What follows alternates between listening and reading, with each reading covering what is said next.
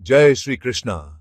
आप सभी का स्वागत है हमारे श्री भगवद गीता के संपूर्ण 6वें अध्याय में। इस अध्याय में हम एक अद्भुत विषय पर चर्चा करेंगे जो हमारे जीवन के हर पहलू से जुड़ा हुआ है। श्री कृष्ण ने अर्जुन से जो ज्ञान दिया वह न केवल उस समय के लिए था बल्कि हर युग और हर व्यक्ति के लिए उपयोगी है। आज इस वीडियो में हम कुल 47 श्लोकों को समझने वाले हैं। इन श्लोकों में श्री कृष्ण ने योग के विभिन्न पहलुओं पर प्रकाश डाला है, खासकर ध्यान योग और आत्मा के सही मार्ग की खोज के बारे में। आप देखेंगे कि कैसे श्री कृष्ण ने अर्जुन को यह सिखाया कि सही योगी वही है जो अपने भीतर आत्मा के संपर्क में रहता है और अपनी मानसिक स्थिति को स्थिर करता है। आपका मार्गदर्शन करने के लिए हम हर श्लोक का विस्तार से विश्लेषण करेंगे।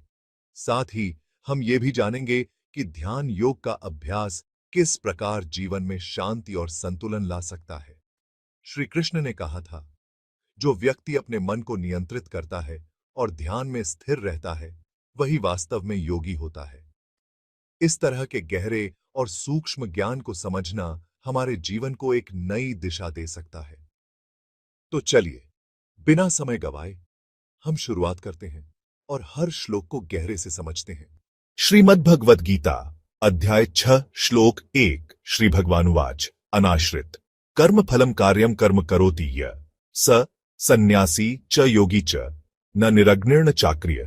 भगवान श्री कृष्ण अर्जुन से कहते हैं कि जो व्यक्ति कर्म के फल का आश्रय नहीं लेता और केवल कर्तव्य भाव से अपने कार्य करता है वही वास्तव में सन्यासी, त्यागी और योगी कहलाने योग्य है। केवल अग्निहोत्र यज्ञ का त्याग करने वाला या निष्क्रिय रहने वाला सन्यासी नहीं होता, बल्कि वह होता है जो निस्वार्थ भाव से कर्म करता है। सच्चा सन्यासी और योगी वह है जो बिना किसी फल की इच्छा के अपने कर्तव्य को निभाता है। त्याग का अर्थ केवल बाहरी कर्मों को छोड़ना नहीं, बल्कि उनके प्रति आसक्ति का त्याग करना है। भगवान श्री कृष्ण हमें निष्काम कर्म की ओर प्रेरित करते हैं, जो आत्मा की शुद्धि और मोक्ष का मार्ग है। यदि हम जीवन में सच्ची शांति और ईश्वर की कृपा प्राप्त करना चाहते हैं तो हमें बिना किसी स्वार्थ के अपना कर्म करना चाहिए। श्री कृष्ण के इस उपदेश को अपनाकर हम अपने जीवन को सफल और आनंदमय बना सकते हैं। श्रीमद् भगवद गीता अध्याय 6 श्लोक 2। यम संन्यासमिति प्राहुर्योगम तम विद्धि पांडव न ह्यसन्न्यस्त संकल्पो योगी भवति कश्चन। भगवान श्री कृष्ण अर्जुन से कहते हैं, जिसे लोग संन्यास कहते हैं उसे ही योग समझो, क्योंकि जिसने अपने संकल्पों इच्छाओं का त्याग नहीं किया है वह कभी भी सच्चा योगी नहीं बन सकता। संन्यास और योग एक ही सत्य के दो रूप हैं। सच्चा योगी वही है जो मन की इच्छाओं और सांसारिक आसक्तियों को त्याग देता है। जिस व्यक्ति का मन इच्छाओं से भरा हुआ है वह ध्यान और योग में पूर्णता प्राप्त नहीं कर सकता। आंतरिक शांति और सच्चे योग की प्राप्ति के लिए हमें कामनाओं और मोह का त्याग करना आवश्यक है। यदि हम जीवन में सच्चा आध्यात्मिक उत्थान चाहते हैं तो हमें श्री कृष्ण के इस उपदेश को अपनाकर अपने मन और इच्छाओं को वश में रखना होगा। श्रीमद् भगवद गीता अध्याय 6 ध्यान योग श्लोक 3। आरुरुक्षोर्मुनेर्योगम कर्म कारण मुच्यते योगारूढ़स्य तस्यैव शम कारण मुच्यते। भगवान श्री कृष्ण अर्जुन से कहते हैं, जो साधक योगी योग में आरूढ़ सिद्धि प्राप्त होने की इच्छा रखता है उसके लिए कर्म कर्तव्य परायणता साधन कारण कहा गया है, और जो पहले से ही योग में स्थित हो चुका है उसके लिए शांति, मन का संयम और वैराग्य ही साधन कारण है। योग के प्रारंभिक स्तर पर हमें कर्मयोग अपनाना चाहिए, यानी अपने कर्तव्यों का पालन करना चाहिए। जब साधक योग में सिद्ध हो जाता है तब उसे शांति, आंतरिक स्थिरता का पालन करना चाहिए। कर्मयोग के बिना योग की यात्रा शुरू नहीं हो सकती और मानसिक शांति के बिना योग सिद्ध नहीं हो सकता। सच्चे योग की प्राप्ति के लिए प्रारंभ में कर्म आवश्यक है और जब योग सिद्ध हो जाता है तब वैराग्य आवश्यक हो जाता है। इसलिए हमें अपने जीवन में सही समय पर सही मार्ग का अनुसरण करना चाहिए। शुरुआत में कर्म और फिर आंतरिक शांति की ओर बढ़ना। श्रीमद् भगवद गीता अध्याय 6 ध्यान योग श्लोक 4। यदा हि नेन्द्रियार्थेषु न कर्म स्वनुषज्जते सर्व संकल्प सन्यासी योगारूढ़स्त दोच्यते। भगवान श्री कृष्ण अर्जुन से कहते हैं, जब कोई साधक इंद्रियों के विषयों में आसक्त नहीं रहता और न ही कर्मों कार्य में किसी प्रकार का मोह रखता है तथा अपने सभी संकल्पों इच्छाओं का संन्यास कर देता है, तब उसे योगारूढ़ सच्चा योगी कहा जाता है। सच्चे योग की अवस्था तब आती है जब व्यक्ति न तो इंद्रियों के सुखों में लिप्त होता है, न ही किसी कर्म के फल में आसक्त रहता है। इच्छाओं संकल्पों का त्याग ही वास्तविक योग है, क्योंकि जब मन सभी इच्छाओं से मुक्त होता है तभी वह शांति प्राप्त करता है। योग केवल शारीरिक क्रियाओं से नहीं, बल्कि मानसिक संतुलन और त्याग की भावना से प्राप्त होता है। वास्तव में योग वही है जिसमें व्यक्ति अपनी इंद्रियों को वश में रखकर, अपने संकल्पों को त्याग कर केवल आत्म साक्षात्कार की ओर बढ़ता है। इसलिए यदि हम सच्चे योग की अवस्था को प्राप्त करना चाहते हैं तो हमें अपने संकल्पों और इच्छाओं को नियंत्रित करना होगा और इंद्रियों के भोगों से मुक्त रहना होगा। श्रीमद् भगवद गीता अध्याय 6 श्लोक 5 उद्रेदात्मनात्मानम नात्मानम वसाद्येत आत्मैव ह्यात्मनो बंधुरात्मैव रिपुरात्मन। भगवान श्री कृष्ण अर्जुन से कहते हैं, मनुष्य को स्वयं अपने द्वारा ही अपना उद्धार करना चाहिए और स्वयं को पतन की ओर नहीं धकेलना चाहिए, क्योंकि आत्मा मन ही मनुष्य का सबसे बड़ा मित्र है और आत्मा ही उसका सबसे बड़ा शत्रु भी हो सकता है। स्वयं का उद्धार करने की जिम्मेदारी स्वयं की ही होती है। अगर हमारा मन नियंत्रित और सकारात्मक है तो यह हमारा सबसे बड़ा मित्र बन सकता है। अगर हमारा मन अनियंत्रित, नकारात्मक और भटकने वाला है तो यही हमारा सबसे बड़ा शत्रु बन सकता है। सच्चा योगी वह है जो अपने मन को साध ले और स्वयं के विकास की दिशा में आगे बढ़े। आत्म संयम और आत्म विकास ही जीवन का वास्तविक लक्ष्य होना चाहिए। इसलिए हमें अपने मन को अनुशासन में रखकर आत्मा के वास्तविक स्वरूप को पहचानना चाहिए और आत्म साक्षात्कार की ओर बढ़ना चाहिए। श्रीमद् भगवद गीता अध्याय 6 श्लोक 6 बंधुरात्मात्मनस्तस्य येनात्मैवात्मना जितः अनात्मनस्तु शत्रुत्वे वर्तेतात्मैव शत्रुवत्। भगवान श्री कृष्ण अर्जुन से कहते हैं, जिस व्यक्ति ने अपने मन पर विजय प्राप्त कर ली है उसके लिए उसका मन ही सबसे बड़ा मित्र बन जाता है, परंतु जिसने अपने मन को नियंत्रित नहीं किया उसके लिए वही मन सबसे बड़ा शत्रु बन जाता है। मनुष्य का सबसे बड़ा मित्र उसका स्वनियंत्रित मन होता है। जो व्यक्ति आत्म संयम से अपने मन को साध लेता है वह उन्नति और आध्यात्मिक शांति प्राप्त करता है। जिसका मन अनियंत्रित रहता है वह स्वयं के लिए ही बाधा और कष्ट का कारण बन जाता है। सफलता और आत्मिक शांति के लिए मन को साधना आवश्यक है। इसलिए हमें अपने मन को नियंत्रित करके इसे अपनी उन्नति और आत्म साक्षात्कार का साधन बनाना चाहिए। श्रीमद् भगवद गीता अध्याय 6 श्लोक 7 जितात्मन प्रशांतस्य परमात्मा समाहित शीतोष्ण सुखदु खेशु तथा मानापमानयो। भगवान श्री कृष्ण अर्जुन से कहते हैं, जिस व्यक्ति ने अपने आत्मा पर विजय प्राप्त की है और जो आत्मिक शांति से पूर्ण है वह परमात्मा में समाहित हो जाता है। ऐसा व्यक्ति शीत गर्मी, सुख दुहक, सम्मान अपमान आदि द्वंद्वों से अज्ञात होता है। उसके लिए ये सभी विषय और संवेदनाएं शांति की कोई बाधा नहीं बनती। आत्म संयम और आत्मज्ञान एक व्यक्ति को शांति और संतुलन की ओर ले जाते हैं। जो व्यक्ति अपने मन और आत्मा पर विजय प्राप्त करता है वह किसी भी परिस्थितियों में शांत और स्थिर रहता है। सुख दुहक, सम्मान अपमान जैसी बाहरी स्थितियां उसे प्रभावित नहीं करती। सच्चा योगी वह है जो अपने भीतर परमात्मा को पहचानता है और हर परिस्थिति में शांति बनाए रखता है। इस श्लोक में भगवान श्री कृष्ण हमें यह सिखाते हैं कि आत्मनिर्माण और संयम के द्वारा ही जीवन में सच्ची शांति प्राप्त की जा सकती है। श्रीमद् भगवद गीता अध्याय 6 श्लोक 8 श्लोक श्री भगवान ने कहा, ज्ञान विज्ञान तृप्तात्मा कूटस्थो विजितेंद्रिय युक्त इत्युच्यते योगी समलोष्टाश्म कांचन। भगवान श्री कृष्ण अर्जुन से कहते हैं, जो व्यक्ति ज्ञान और विज्ञान से तृप्त होता है, जो अपने आत्मा में स्थिर रहता है और जिसने अपनी इंद्रियों को विजय प्राप्त कर लिया है वही योगी कहलाता है।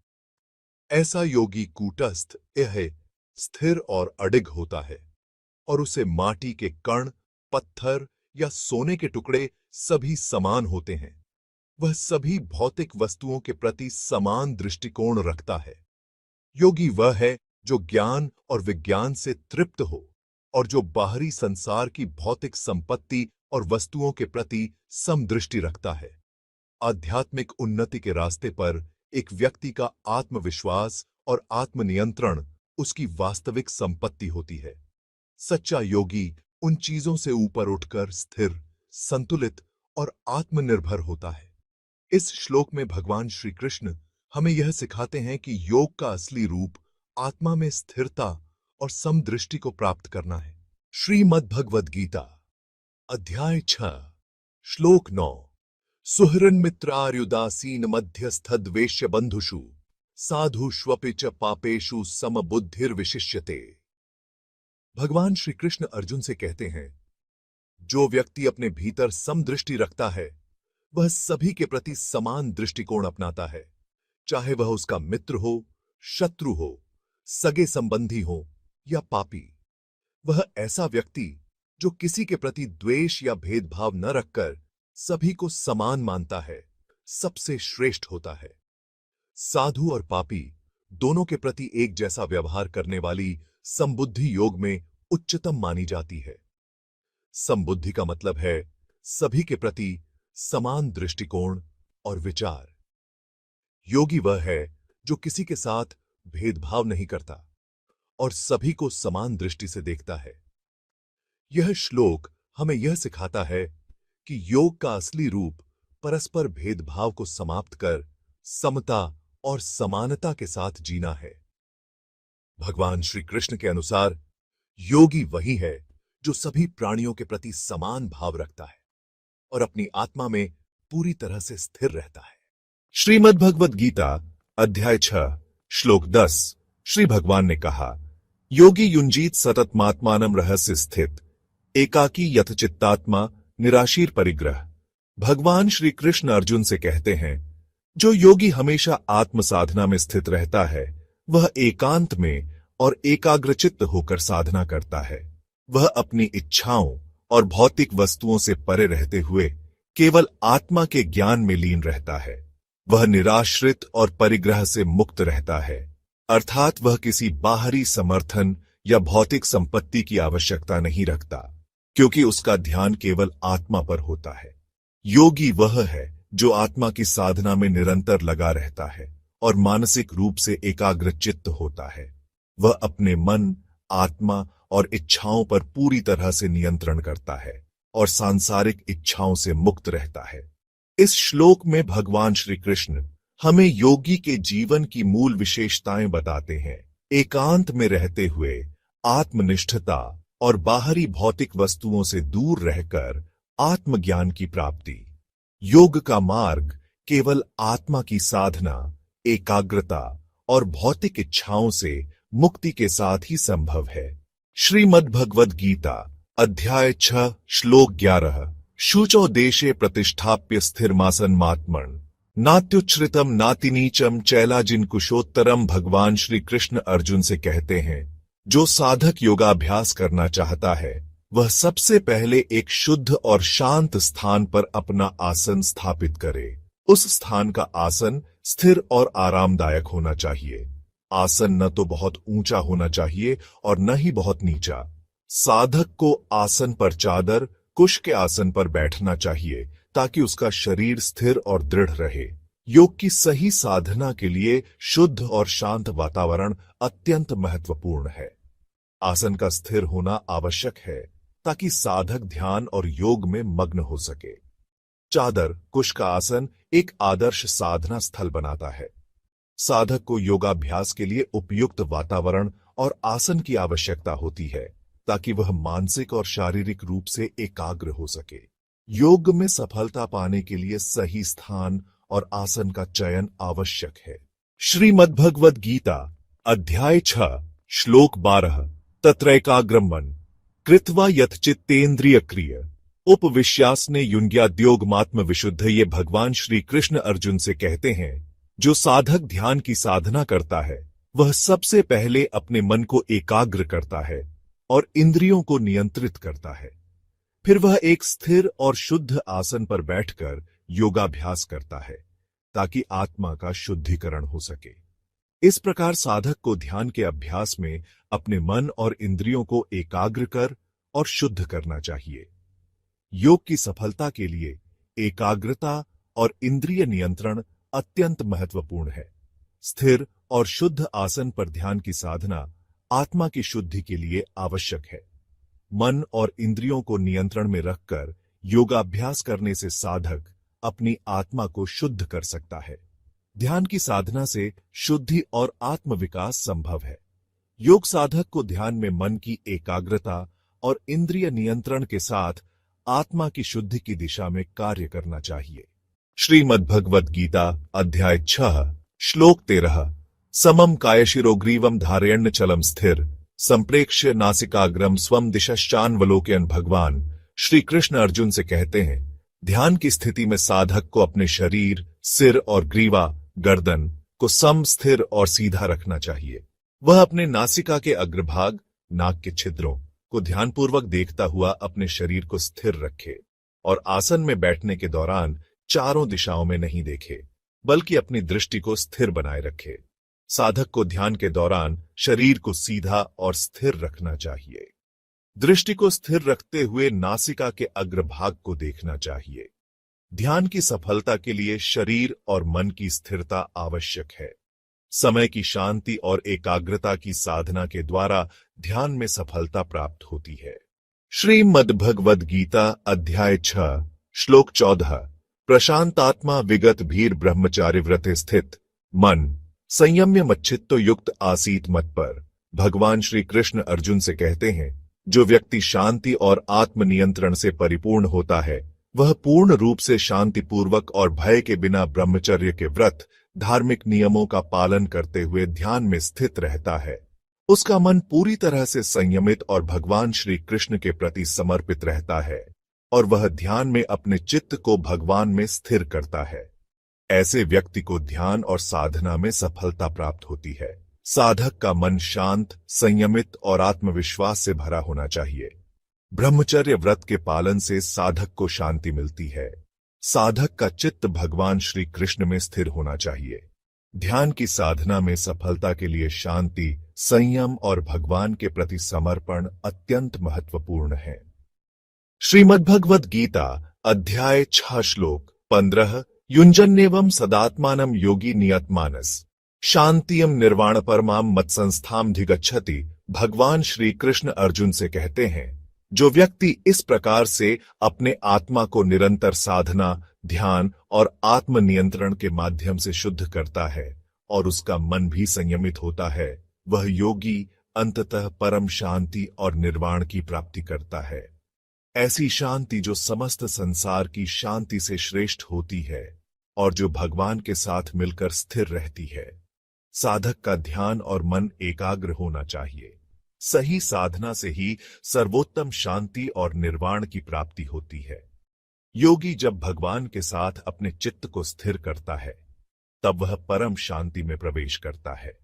साधना के माध्यम से व्यक्ति अपनी आत्मा को शुद्ध करके भगवान की शांति और निर्वाण प्राप्त करता है। श्रीमद्भगवद गीता अध्याय 6 श्लोक 16 नात्यश्नतस्तु योगोस्ति न चैकांत मनश्नत न चाति स्वप्नशीलस्य जाग्रतो नैव चार्जुन। भगवान श्री कृष्ण अर्जुन से कहते हैं, जो व्यक्ति अधिक खाने पीने का शौकीन है वह योग में सफलता नहीं प्राप्त कर सकता। इसी प्रकार जो व्यक्ति बिल्कुल कुछ भी नहीं खाता है वह भी योग के लिए उपयुक्त नहीं है। उसी तरह जो बहुत अधिक सोता है या बहुत कम सोता है वह भी योग में सक्षम नहीं है। योग का मार्ग संतुलन और सामर्थ्य से जुड़ा हुआ है, जिसमें उचित आहार और आराम की आवश्यकता है। योगी के लिए संतुलित आहार और उचित नींद अत्यंत महत्वपूर्ण है। अत्यधिक आहार या कम आहार, अत्यधिक सोना या कम सोना, इनसे योग साधना में विघ्न आता है। योग की सही साधना संतुलित जीवन शैली से संभव है। योग में सफलता के लिए जीवन में संतुलन और संयम बहुत आवश्यक है। श्रीमद्भगवद गीता अध्याय 6 श्लोक 17 युक्ताहार विहारस्य युक्त चेष्टस्य कर्मसु युक्त स्वप्नावबोधस्य योगो भवति दुःखः। भगवान श्री कृष्ण अर्जुन से कहते हैं, जो व्यक्ति अपने आहार, विहार, व्यवहार, कर्म और नींद में संतुलन रखता है, वही योग की सही साधना कर सकता है। ऐसा व्यक्ति अपने शरीर और मानसिक स्वास्थ्य का ध्यान रखते हुए योग का अभ्यास करता है और उसके जीवन से दुख समाप्त हो जाते हैं। योग का अभ्यास तब सफलता प्राप्त करता है जब व्यक्ति अपनी दिनचर्या में संतुलन बनाए रखता है। योग का मार्ग संतुलन से जुड़ा हुआ है। संतुलित आहार, नियमित जीवन शैली और ठीक से सोना, ये सभी योग के प्रभावी साधक हैं। संतुलन से जीवन में सुख और शांति प्राप्त होती है।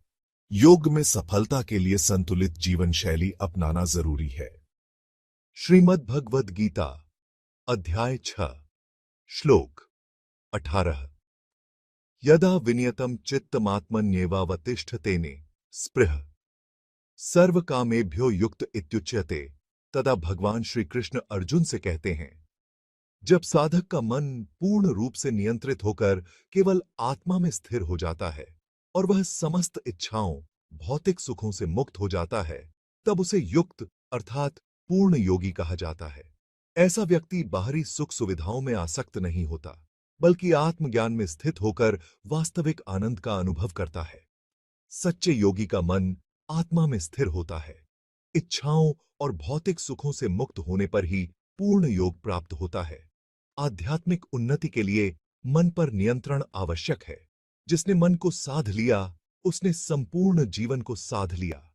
श्रीमद् भगवद गीता, अध्याय 6, श्लोक 19। श्री भगवान ने कहा, यथा दीपो निवातस्थो नेंगते सोपमा स्मृता योगिनो यत चित्तस्य युञ्जतो योगमात्मनः। भगवान श्री कृष्ण इस श्लोक में योगी की ध्यानावस्था की तुलना एक दीपक से करते हैं। जिस प्रकार बिना हवा के स्थान पर रखा दीपक स्थिर जलता है और उसकी लौ नहीं डगमगाती, उसी प्रकार जब कोई योगी अपने मन और चित्त को पूर्ण रूप से वश में कर लेता है और ध्यान में स्थित हो जाता है, तो उसका मन भी अडिग और स्थिर हो जाता है। एक सच्चे योगी का मन पूर्ण रूप से शांत और स्थिर होता है। ध्यान की गहन अवस्था में मन किसी भी बाहरी प्रभाव से विचलित नहीं होता। इस श्लोक से हमें ध्यान की महत्ता और उसकी स्थिरता का संदेश मिलता है। जब मन एकाग्र और शांत होता है, तभी आत्मज्ञान की ज्योति प्रज्वलित होती है। श्रीमद् भगवद गीता, अध्याय 6, श्लोक 20। यत्रो परमते चित्तम निरुद्धम योग सेवया यत्र चैवात्मनात्मानं पश्यन्नात्मनि तुष्यति। भगवान श्री कृष्ण इस श्लोक में बताते हैं कि जब योग के अभ्यास द्वारा मन पूर्ण रूप से वश में आ जाता है और सभी बाहरी विक्षेपों से मुक्त होकर स्थिर हो जाता है, तब साधक अपने भीतर आत्मा को अनुभव करता है और उसी में संतोष प्राप्त करता है। ध्यान के माध्यम से मन को संयमित किया जा सकता है। सच्चा सुख बाहरी वस्तुओं में नहीं, बल्कि आत्म साक्षात्कार में निहित है। जब योगी अपने भीतर आत्मा को देखता है, तब उसे पूर्ण संतोष और शांति प्राप्त होती है। सच्चा आनंद बाहरी दुनिया में नहीं, बल्कि आत्मज्ञान और ध्यान की गहराई में छिपा होता है। ये श्रीमद् भगवद गीता, अध्याय 6, श्लोक 21। श्री भगवान ने कहा, सुखमात्यंतिकम यत्तद् बुद्धिग्राह्यमतीन्द्रियम वेत्ति यत्र न चैवायं स्थितश्चलति।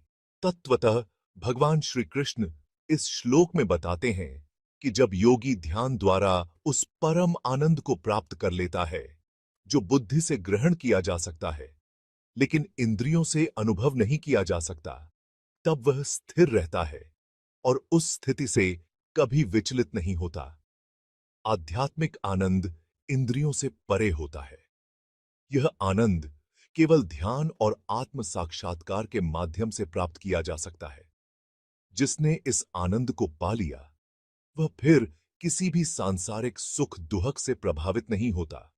सच्चा सुख बाहरी भोग विलास में नहीं, बल्कि आत्मा की गहराइयों में स्थित दिव्य आनंद में निहित है। श्रीमद् भगवद गीता, अध्याय 6 श्लोक 22 यन् लब्ध्वा चापरं लाभं मन्यते नाधिकं ततः यस्मिन् स्थितो न दुःखेन गुरुणापि विचाल्यते। भगवान श्री कृष्ण कहते हैं कि जब कोई योगी उस दिव्य आत्म साक्षात्कार को प्राप्त कर लेता है तो उसे कोई अन्य लाभ इससे बड़ा नहीं लगता। इस स्थिति में स्थित होने के बाद वह किसी भी बड़े से बड़े दुख से भी विचलित नहीं होता। सर्वोच्च उपलब्धि आत्म साक्षात्कार है। दादा जिसे यह दिव्य ज्ञान मिल जाता है उसके लिए संसार के बाकी सभी लाभ नगण्य हो जाते हैं। जो इस स्थिति में स्थित रहता है वह जीवन में आने वाले किसी भी कष्ट से प्रभावित नहीं होता। सच्चा आनंद बाहरी वस्तुओं में नहीं बल्कि आत्मा के ज्ञान में छिपा है। जो इसे पा लेता है वह संसार के सभी दुखों से मुक्त हो जाता है।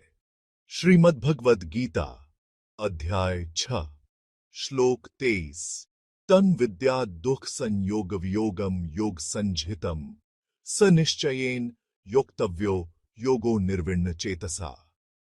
भगवान श्री कृष्ण अर्जुन से कहते हैं कि जिस अवस्था में सभी दुखों का संयोग समाप्त हो जाता है वही योग कहलाता है। इस योग को पूरे निश्चय और अडिग मन से अपनाना चाहिए। योग का वास्तविक अर्थ केवल शारीरिक अभ्यास नहीं बल्कि मन का परमात्मा से जुड़ना है। यह अवस्था वह है जहां मनुष्य सभी दुखों से मुक्त हो जाता है। इस योग का अभ्यास धैर्यपूर्वक और निरंतर करना चाहिए, न कि बीच में निराश होकर छोड़ देना चाहिए। सत्य योग वह है जो हमें हर प्रकार के दुख से अलग कर परम आनंद की ओर ले जाए। इसे पूर्ण निष्ठा और समर्पण के साथ अपनाना चाहिए। श्रीमद् भगवद गीता अध्याय 6 श्लोक 24 संकल्प प्रभवान कामान् त्यक्त्वा असर्वान् शेषत मनसैवेन्द्रिय ग्रामम विनियम्य समन्तत। भगवान श्री कृष्ण अर्जुन से कहते हैं कि सभी इच्छाओं का पूरी तरह से त्याग करके जो संकल्प से उत्पन्न होती हैं और मन द्वारा समस्त इंद्रियों को पूर्ण रूप से नियंत्रित करके मनुष्य योग की उच्च अवस्था को प्राप्त कर सकता है। सभी इच्छाएं संकल्पों से उत्पन्न होती हैं, इसलिए योगी को इन्हें त्याग देना चाहिए। इंद्रियों को संयमित करने से ही मनुष्य ध्यान और आत्मिक शांति की प्राप्ति कर सकता है। सच्चा योगी वही है जो अपने मन और इंद्रियों को वश में रखकर केवल परमात्मा में स्थित रहता है। इस श्लोक में भगवान श्री कृष्ण हमें सिखाते हैं कि सच्ची आध्यात्मिक उन्नति के लिए इंद्रियों पर नियंत्रण और इच्छाओं का त्याग आवश्यक है। श्रीमद् भगवद गीता अध्याय 6 श्लोक 25 शनैः शनैरुपरमेद बुद्ध्या धृतिगृहीतया आत्मसंस्थं मन कृत्वा न किंचिदपि चिंतयेत्।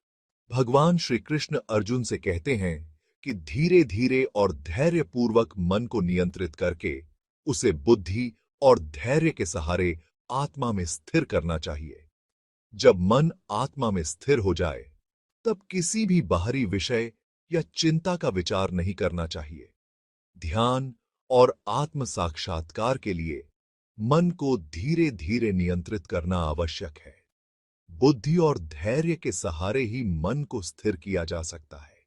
जब मन परमात्मा में लीन हो जाता है तो बाहरी चिंताएं स्वतः समाप्त हो जाती हैं।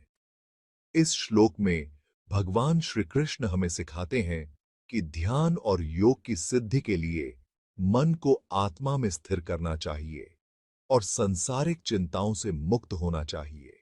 श्रीमद् भगवद गीता अध्याय 6 श्लोक 26 यथो यथो निश्चरति मनः चंचलमस्थिरम ततस्ततो नियम्येतदात्मन्येव वशम नयेत्। भगवान श्री कृष्ण कहते हैं कि मन बहुत चंचल और अस्थिर होता है। वह बार बार विभिन्न विषयों की ओर भटकता रहता है, लेकिन जिस जिस दिशा में यह भटके वहां से इसे नियंत्रण में लाकर आत्मा में स्थिर करना चाहिए। मन की चंचलता स्वाभाविक है, लेकिन उसे बार बार नियंत्रित कर आत्मा में स्थिर करना चाहिए। योग और ध्यान की साधना में मन को भटकने से रोकना आवश्यक है। जिस दिशा में मन भटके उसे प्रेम पूर्वक आत्मा की ओर पुनः मोड़ना ही सच्चा योग है। इस श्लोक में भगवान श्री कृष्ण हमें सिखाते हैं कि मनुष्य का मन स्वभाव से ही चंचल होता है, परंतु उसे अनुशासन और अभ्यास से आत्म साक्षात्कार की ओर केंद्रित किया जा सकता है। श्रीमद् भगवद गीता अध्याय 6 ध्यान योग श्लोक 27 प्रशांत मनसम ह्येनम योगिनम सुखमुत्तमम उपैति शांतरजसम ब्रह्मभूतम कल्मषम। जिस योगी का मन पूर्ण रूप से शांत हो गया है, जिसके राजसिक गुण आसक्ति वासनाएं समाप्त हो गए हैं, जो निर्मल और ब्रह्म स्वरूप बन चुका है, उसे परम सुख की प्राप्ति होती है।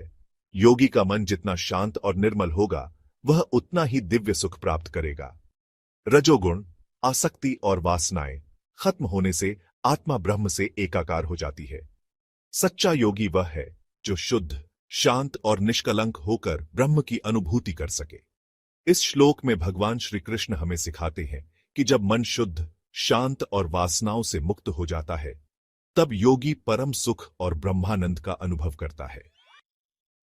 श्रीमद्भगवद गीता अध्याय 6 श्लोक 28 युञ्जन्नेवं सदात्मानं योगी विगत कल्मष सुखेन ब्रह्म संस्पर्शमत्यंतम सुखमश्नुते। जो योगी सदा शुद्ध मन और निष्कलंक आत्मा के साथ योग का अभ्यास करता है, वह सभी पापों से मुक्त हो जाता है। वह योगी ब्रह्म के परम सुख का अनुभव करता है, जो अत्यंत अनंत और अतुलनीय है। योगी का मन जब शुद्ध और निष्कलंक होता है, तब उसे ब्रह्म के परम सुख की प्राप्ति होती है। योग का अभ्यास आत्मा को पवित्र करता है और योगी को अनंत शांति और सुख की अनुभूति होती है। सच्चे योगी को ब्रह्म से एकता का अनुभव होता है, जो उसे सब प्रकार के दुखों से मुक्त कर देता है। इस श्लोक में भगवान श्री कृष्ण ने हमें यह बताया कि जब योगी आत्मा की शुद्धता और ब्रह्म की एकता को महसूस करता है, तब उसे परम सुख की प्राप्ति होती है। श्रीमद्भगवद गीता अध्याय 6 श्लोक 29 सर्वभूतस्थमात्मानं सर्वभूतानि छात्मणि ईक्षते योगयुक्तात्मा सर्वत्र समदर्शन। योग में स्थित योगी सभी प्राणियों के भीतर अपने आत्मा को देखता है और वह सभी प्राणियों को अपने ही आत्मा के रूप में अनुभव करता है। वह सर्वत्र समदृष्टि रखता है, अर्थात वह हर व्यक्ति और प्राणी में समान रूप से भगवान का दिव्य रूप देखता है। योगी के लिए सभी प्राणी एक समान होते हैं, क्योंकि वह हर किसी में भगवान की उपस्थिति को देखता है।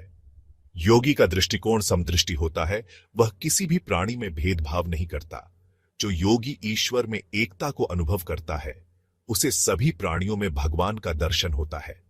इस श्लोक में भगवान श्री कृष्ण ने हमें बताया कि योगी का दृष्टिकोण समदृष्टि और आत्मा की एकता का होता है, जिससे वह सभी जीवों में भगवान का रूप देखता है।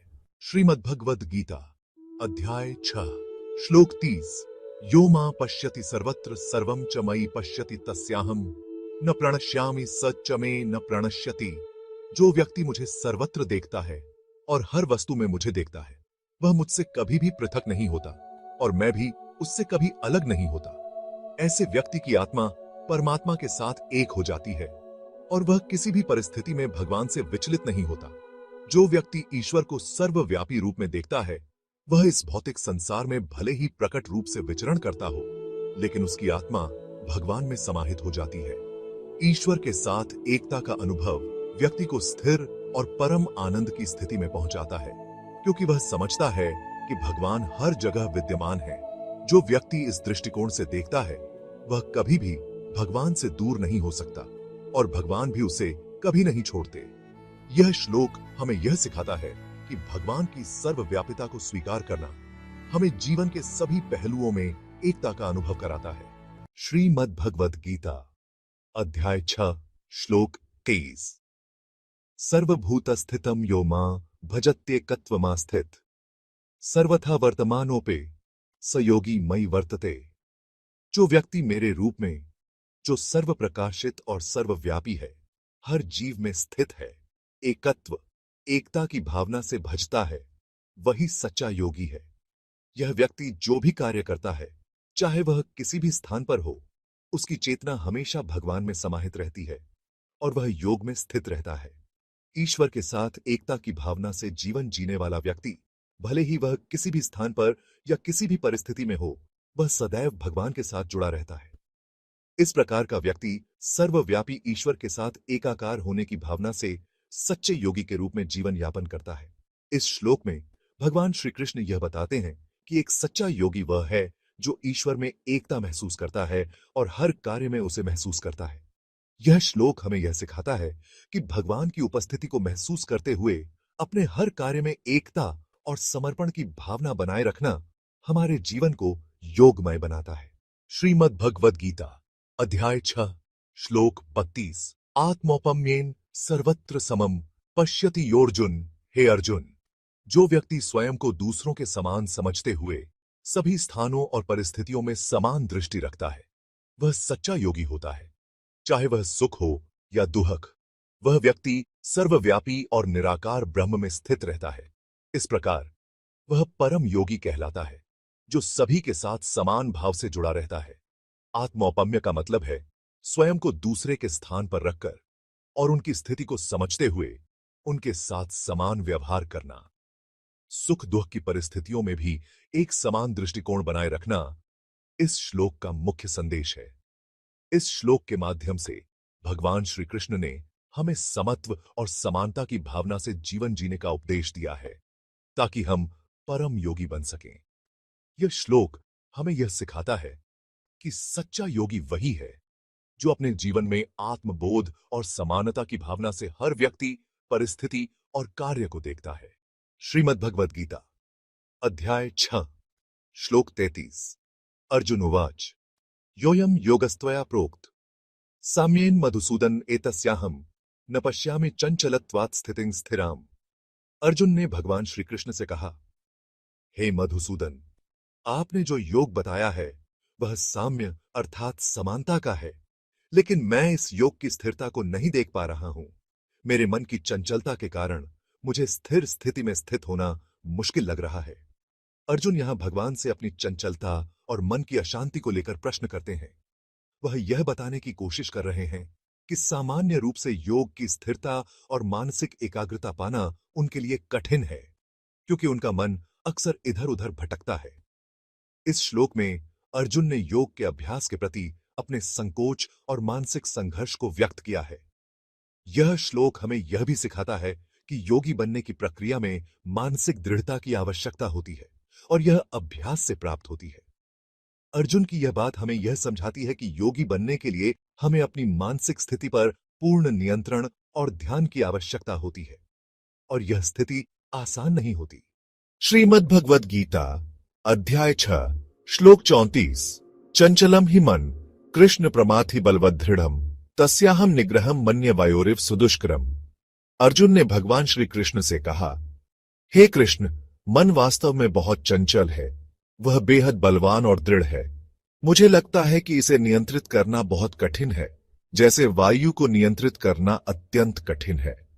अर्जुन यहां पर मन की चंचलता और अपर्याप्त नियंत्रण के बारे में बता रहे हैं।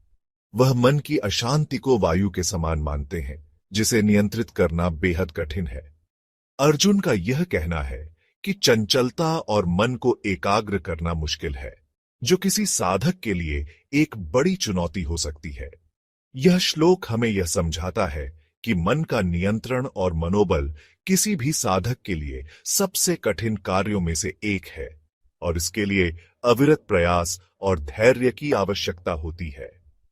अर्जुन की यह प्रतिक्रिया हमें यह सिखाती है कि मन को नियंत्रित करना सचमुच कठिन है, और यह केवल अभ्यास और दृढ़ इच्छा शक्ति से संभव है। श्रीमद् भगवद गीता अध्याय 6 श्लोक 35 श्री भगवान उवाच असंशयम महाबाहो मनो दुर्निग्रहम चलम अभ्यासेन तु कौन्तेय वैराग्येण च गृह्यते।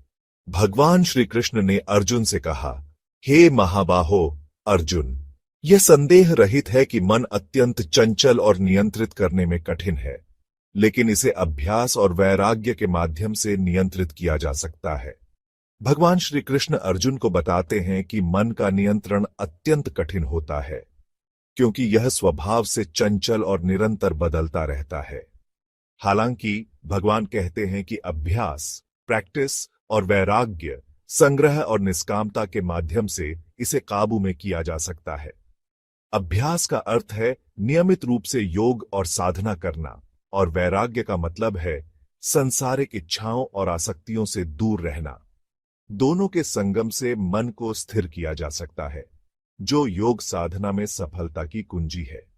यह श्लोक हमें सिखाता है कि मन को नियंत्रित करने के लिए न केवल निरंतर प्रयास की आवश्यकता है, बल्कि सांसारिक इच्छाओं से दूर रहकर एकाग्रता भी आवश्यक है। श्रीमद्भगवद गीता अध्याय 6 श्लोक 36 अर्जुन उवाच असंयतात्मना योगो दुष्प्राप्ति में मति वश्यात्मना तु यथता शक्यो वाप्तुमुपायत। अर्जुन ने भगवान से कहा, मेरे मन की स्थिति असंयत है और मैं इसे नियंत्रित करने में असमर्थ महसूस करता हूं। मुझे लगता है कि असंयत आत्मा के लिए योग प्राप्त करना अत्यंत कठिन है, परंतु जो व्यक्ति अपने मन को वश में करता है वह साधना के द्वारा इसे प्राप्त कर सकता है। अर्जुन अपने मन की चंचलता और असंयम के कारण योग प्राप्ति में कठिनाई का अनुभव कर रहे हैं। वे भगवान से यह सवाल करते हैं कि जो व्यक्ति मन को नियंत्रित नहीं कर पाता, उसके लिए योग प्राप्ति संभव है या नहीं। अर्जुन को लगता है कि बिना मन की नियंत्रण के योग साधना मुश्किल है, लेकिन भगवान श्री कृष्ण उन्हें यह समझाते हैं कि योग के साधक यदि आत्मनियंत्रण और साधना में लगे रहते हैं तो वे निश्चित रूप से सफल होंगे। संयम और नियंत्रण के माध्यम से ही व्यक्ति योग में सिद्धि प्राप्त कर सकता है और यह प्रयास निरंतर किया जाना चाहिए। यह श्लोक हमें सिखाता है कि मन का नियंत्रण योग साधना में सफलता की कुंजी है और इसमें निरंतर प्रयास, संयम और आत्मनियंत्रण की आवश्यकता है। श्रीमद्भगवद गीता अध्याय 6 श्लोक 37 अर्जुन उवाच अयति श्रद्धयोपेतो योगाचलित मानस अप्राप्य योग संसिद्धिम काम गतिम कृष्ण गच्छति। अर्जुन ने भगवान श्री कृष्ण से पूछा, हे कृष्ण, जो व्यक्ति श्रद्धा से भरकर योग साधना करता है परंतु उसका मन अशांत रहता है और वह योग की सिद्धि प्राप्त नहीं कर पाता, तो उस व्यक्ति का क्या होता है? वह किस दिशा में जाता है? अर्जुन इस श्लोक में यह प्रश्न उठाते हैं कि यदि कोई व्यक्ति पूरी श्रद्धा से योग साधना करता है लेकिन उसका मन चंचल रहता है और वह योग में सिद्धि प्राप्त नहीं कर पाता, तो उसकी स्थिति क्या होगी? यह शंका अर्जुन के मन में योग साधना के प्रति अनिश्चितता और चिंता को दर्शाती है। अर्जुन जानना चाहते हैं कि वह व्यक्ति जो पूरी कोशिश करता है लेकिन फिर भी लक्ष्य तक नहीं पहुंचता, उसका भविष्य क्या होगा? यह श्लोक दर्शाता है कि कभी कभी साधक को संदेह हो सकता है यदि वह साधना में सफलता प्राप्त नहीं कर पाता। भगवान श्री कृष्ण इस स्थिति में भी उनकी मदद करने के लिए मार्गदर्शन देंगे। श्रीमद्भगवद गीता अध्याय 6 श्लोक 38 कचिन्नो भय विभ्रष्ट छिन्ना भ्रमिव नश्यति अप्रतिष्ठो महाबाहो विमूढ़ो ब्राह्मण पथि। अर्जुन ने भगवान श्री कृष्ण से पूछा, हे महाबाहो, क्या वह व्यक्ति जो योग साधना में असफल रहता है वह इस प्रकार विभ्रष्ट हो जाता है जैसे कोई तिनके के टूटने के बाद एक घूमता हुआ बादल नष्ट हो जाता है? क्या वह व्यक्ति हमेशा के लिए खो जाता है या उसकी कोई पुनः प्राप्ति होती है? अर्जुन इस श्लोक में यह प्रश्न उठाते हैं कि यदि कोई साधक योग साधना के मार्ग में पूरी तरह से असफल हो जाता है तो क्या वह व्यक्ति पुनः सही मार्ग पर आ सकता है या उसका सब कुछ खो जाता है? यह शंका अर्जुन के मन में उस व्यक्ति की स्थिति को लेकर उत्पन्न होती है जो साधना में विफल हो जाता है और ब्रह्म के मार्ग से भटक जाता है। भगवान श्री कृष्ण इस स्थिति में भी मार्गदर्शन करेंगे और बताएंगे कि ऐसी स्थिति में भी असफल व्यक्ति का कल्याण संभव है। यह श्लोक दिखाता है कि भगवान ने कभी किसी साधक को निराश नहीं किया। असफलता के बावजूद वह व्यक्ति पुनः सत्य की ओर लौट सकता है।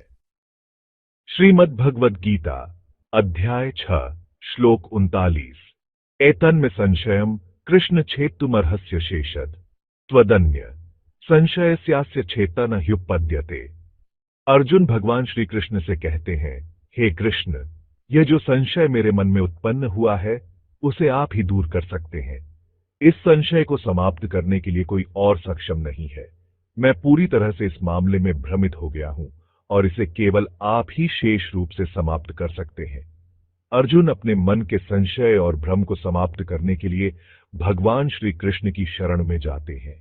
अर्जुन की यह भावना यह दर्शाती है कि जब किसी के मन में असमंजस या संशय उत्पन्न हो तो वह केवल एक सच्चे मार्गदर्शक, जो भगवान के रूप में साकार होता है, से ही समाधान प्राप्त कर सकता है। यह श्लोक इस बात को दर्शाता है कि जब हम किसी समस्या या संशय में फंसे होते हैं तो हमें भगवान की शरण में जाना चाहिए, क्योंकि वही हमारे भ्रम को दूर करने वाले हैं। इस श्लोक में अर्जुन भगवान श्री कृष्ण से मार्गदर्शन की याचना करते हैं।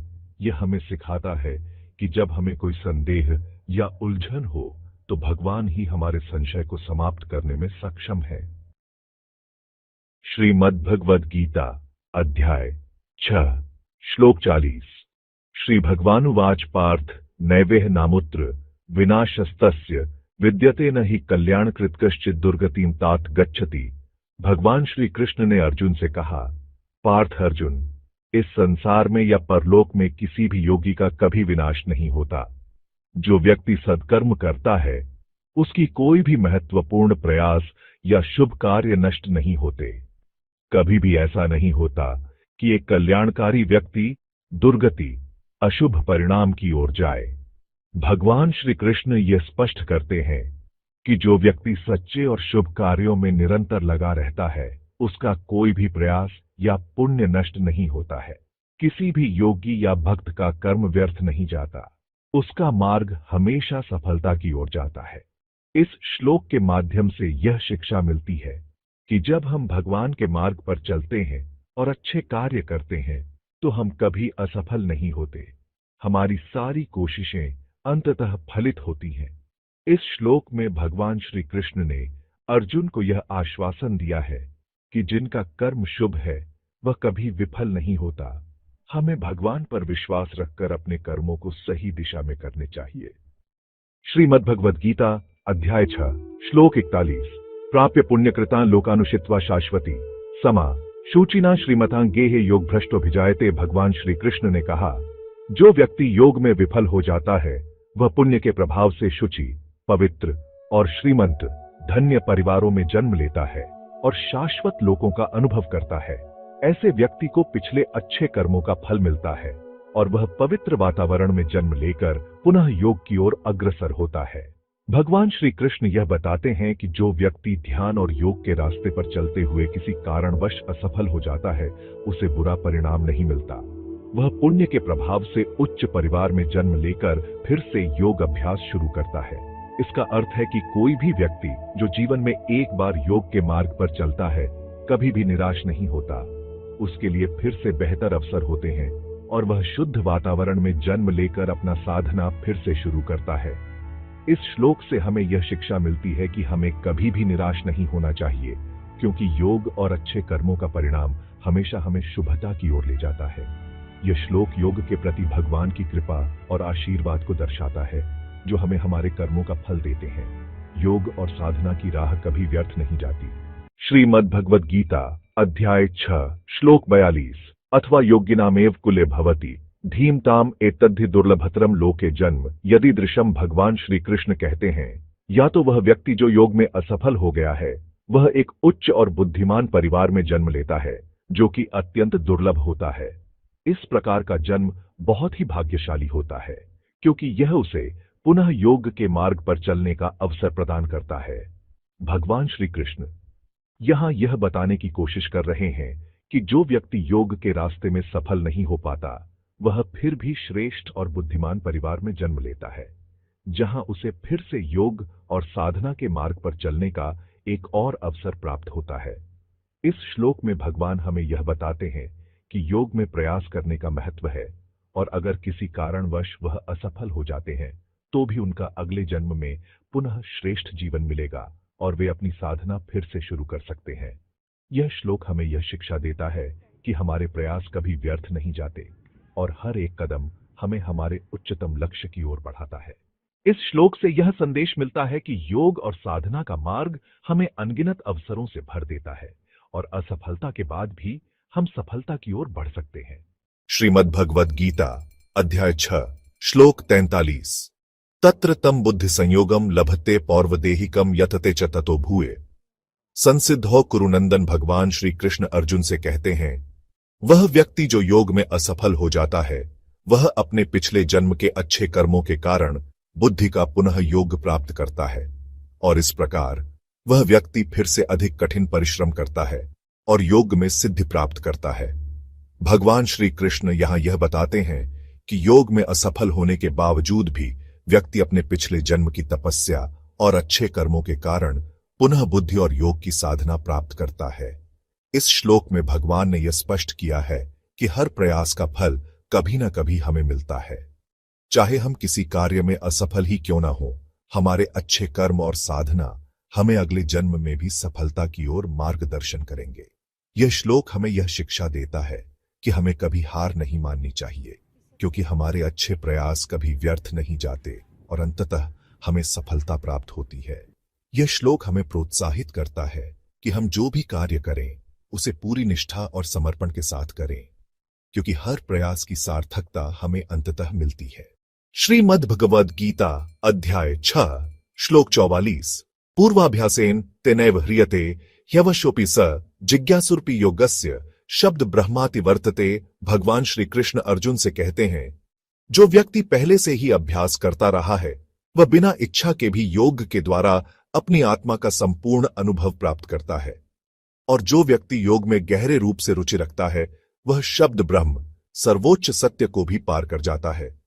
भगवान श्री कृष्ण यह बताते हैं कि कोई भी व्यक्ति जो योग में अपने पूर्व अभ्यास के कारण साधना में आगे बढ़ता है, उसे एक दिन योग की उच्च अवस्था प्राप्त होती है। योग के लिए केवल बाहरी साधना ही नहीं, बल्कि मानसिक और आत्मिक अभ्यास भी आवश्यक है। यह श्लोक यह भी बताता है कि यदि कोई व्यक्ति अपने मन को शांत करता है और योग की ओर अग्रसर होता है, तो वह अंततः आत्मा के गहरे रहस्यों और ब्रह्म के सत्य को प्राप्त करता है।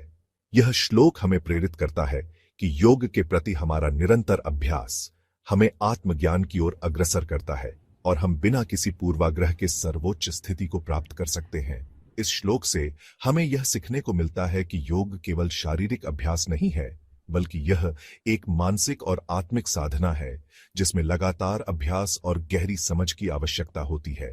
श्रीमद् भगवद गीता अध्याय 6 श्लोक 45 प्रयत्नाद्यतमानस्तु योगी संशुद्ध किल्बिष अनेक जन्म संसिद्धस्ततो याति परांगतिम। भगवान श्री कृष्ण अर्जुन से कहते हैं, जो योगी पूरी मेहनत और प्रयास से योग का अभ्यास करता है उसका हृदय और मन शुद्ध हो जाता है। ऐसे योगी के कई जन्मों का अभ्यास और साधना सफलता की ओर ले जाती है और वह परमानंद की अवस्था प्राप्त करता है। प्रयत्न। योगी को सफल होने के लिए कठोर प्रयत्न करना पड़ता है। यह प्रयास निरंतर और सच्चे दिल से होना चाहिए, जिससे वह अपने कर्मों से शुद्ध हो सके। अनेक जन्मों का फल। योगी के पिछले जन्मों का अभ्यास भी उसे सफलता की ओर ले जाता है, क्योंकि योग का मार्ग धीरे धीरे और लगातार चलने से ही सिद्ध होता है। परांगतिम। जब एक योगी सफलता प्राप्त करता है तो वह आत्मज्ञान और परब्रह्म की स्थिति को प्राप्त करता है। भगवान श्री कृष्ण के अनुसार योगी की सफलता का मार्ग लगातार अभ्यास, शुद्धता और आत्मिक समर्पण है, जो उसे उच्चतम लक्ष्य अर्थात परम शांति और मोक्ष तक पहुंचाता है। इस श्लोक से हमें यह सीखने को मिलता है कि योग एक दीर्घकालिक साधना है, जिसमें निरंतर प्रयास और शुद्धता की आवश्यकता है, और अंततः यह हमें जीवन के सर्वोच्च लक्ष्य की ओर मार्गदर्शित करता है। श्रीमद् भगवद गीता अध्याय 6 श्लोक 46 तपस्विभ्योऽधिको योगी ज्ञानिभ्योऽपि मतोऽधिक कर्मिभ्यश्चाधिको योगी तस्माद्योगी भव। अर्जुन। भगवान श्री कृष्ण अर्जुन से कहते हैं, जो व्यक्ति तपस्वियों, ज्ञानी व्यक्तियों और कर्मयोगियों से भी श्रेष्ठ है, वही योगी कहलाता है।